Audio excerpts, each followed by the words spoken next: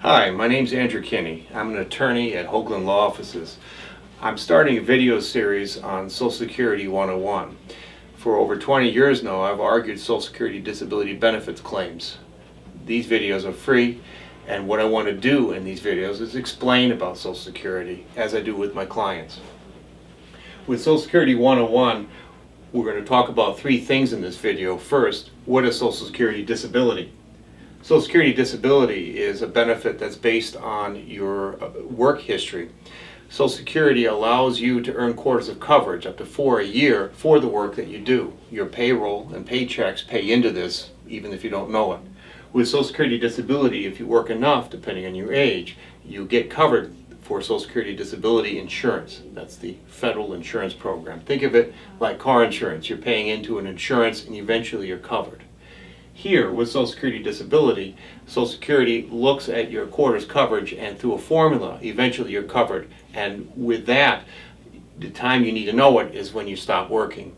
If someone works continuously, full-time, the rule of thumb is that you're covered for Social Security disability up to 5 years after you stop working, but that is not always the case. Date last insured, something we could talk about in a later video, is the end of your coverage. So the idea here is Social Security has the Social Security Disability Insurance Program. Number two, Social Security has the SSI program as well. That stands for Supplemental Security Income. Social Security administers both the Disability Insurance Program and the SSI program. The medical standard is the same. What I explain to my clients, though, is that SSI is not based on your work history. It's based on financial need. So, if you didn't have enough work quarters earned for disability insurance, or it's been too long ago that you worked, Social Security will decide whether you are allowed to apply or you're financially eligible to apply for the SSI program. So, these are the two benefit programs under Social Security.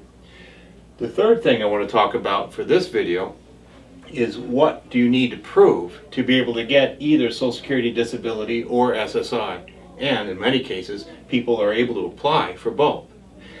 The answer is that Social Security looks at your medical records. What medical records? Well, records when you go to doctors and doctors write the treatment notes from your records. So with Social Security disability and SSI, Social Security isn't just listening to what you write in forms.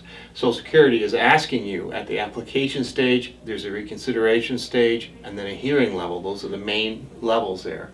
What Social Security is doing is they're looking at your medical records and specifically trying to find out what your problems are and then identifying how bad they are. So the main thing to keep in mind is that for anyone applying for either of these two kinds of benefits, it's important to treat with your doctors, and it's important that your doctors, in turn, document what's wrong. Not only the diagnosis and what the doctor needs to do, but ideally, if your doctor is indicating how you're limited by the problems that you have, that level of proof can get into the Social Security system.